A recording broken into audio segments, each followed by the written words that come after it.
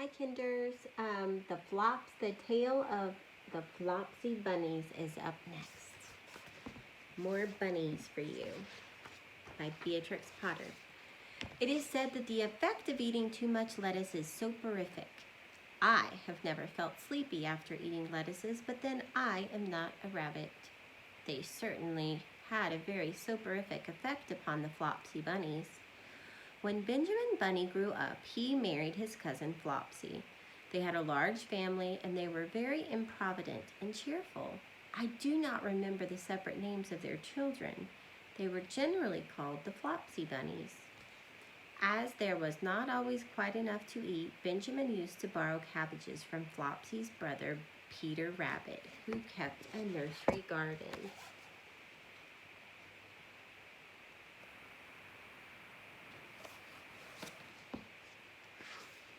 Sometimes Peter Rabbit had no cabbages to spare. When this happened, the Flopsy Bunnies went across the field to a rubbish heap in the ditch outside Mr. McGregor's garden. Mr. McGregor's rubbish heap was a mixture.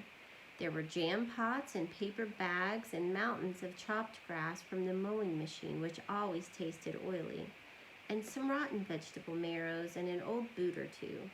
One day, oh joy, there were a quantity of overgrown lettuces which had shot into flower.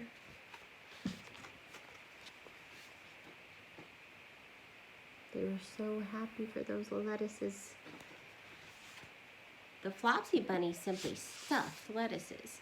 By degrees, one after another, they were overcome with slumber and lay down in the mown grass. Benjamin was not so much overcome as his children. Before going to sleep, he was sufficiently wide awake to put a paper bag over his head to keep off the flies. The little Flopsy Bunny slept delightfully in the warm sun. From the lawn beyond the garden came the distant clackety sounds of the mowing machine. The blue bottles buzzed about the wall, and a little old mouse picked over the rubbish among the jam pots. I can tell you her name. She was called Thomasina Tittlemouse, a wood mouse with a long tail. She rustled across the paper bag and awakened Benjamin Bunny. The mouse apologized profusely and said that she knew Peter Rabbit.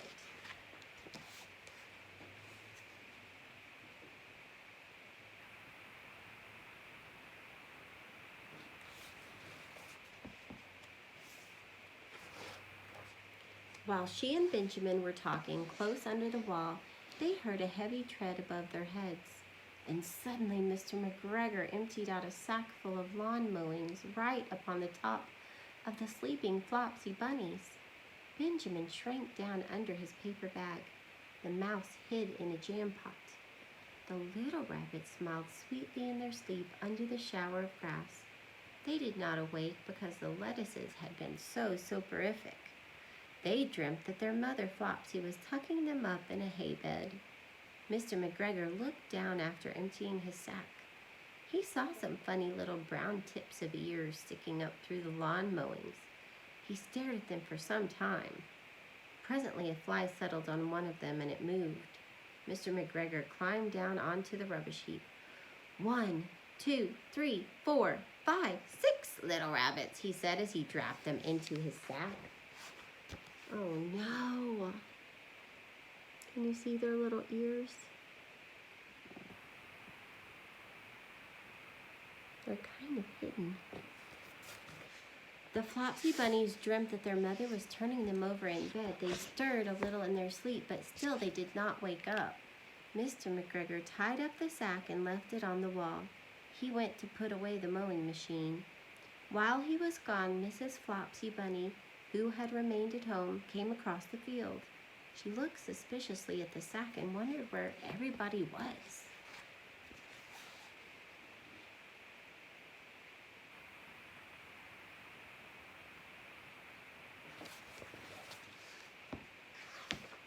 Then the mouse came out of her jam pot and Benjamin took the paper bag off of his head and they told the doleful tale. Benjamin and Flopsy were in despair. They could not undo the string. But Mrs. Tittlemouse was a resourceful person. She nibbled a hole in the bottom corner of the sack. The little rabbits were pulled out and pinched to wake them. Their parents stuffed the empty sack with 3 rotten vegetable marrows, an old black bean brush, and 2 decayed turnips. Then they all hid under a bush and watched for Mr. McGregor.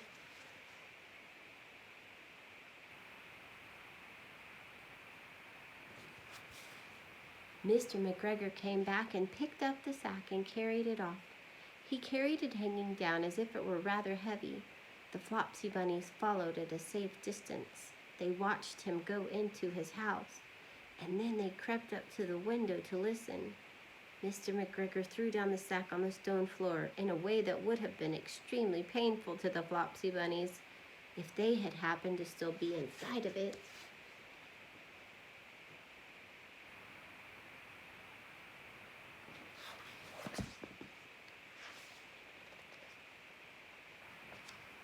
They could hear him drag his chair on the flags and chuckle. 1, 2, 3, 4, 5, 6 little rabbits, said Mr. McGregor. Eh? What's that? What have they been spoiling now? Inquired Mrs. McGregor. 1, 2, 3, 4, 5, 6 little fat rabbits, repeated Mr. McGregor, counting on his fingers. 1, 2, 3. Oh, don't you be silly. What do you mean, you silly old man? In the sack. 1, 2, 3, 4, 5, 6, replied Mr. McGregor. The youngest Flopsy bunny got upon the windowsill. Mrs. McGregor took hold of the sack and felt it. She said she could feel 6, but they must be old rabbits because they were so hard in all different shapes. Not fit to eat, but the skins will do fine to line my old cloak. Line your old cloak, shouted Mr. McGregor. I shall sell them and buy myself baccy, rabbit tobacco. I shall skin them and cut their heads off. Cut off their... It's kind of violent. I'm glad that the bunnies weren't in there, right?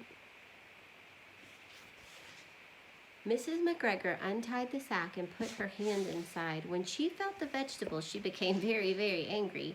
She said that Mr. McGregor had done it a purpose, and Mr. McGregor was very angry too. One of the rotten marrows came flying through the kitchen window and hit the youngest Flopsy bunny. It was rather hurt. Then Benjamin and Flopsy thought it was time to go home.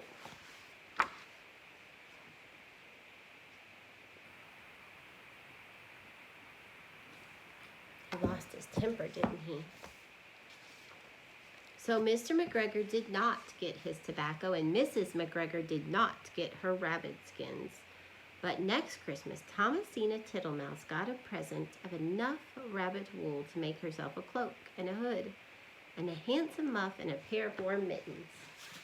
The end. All right, see you next time.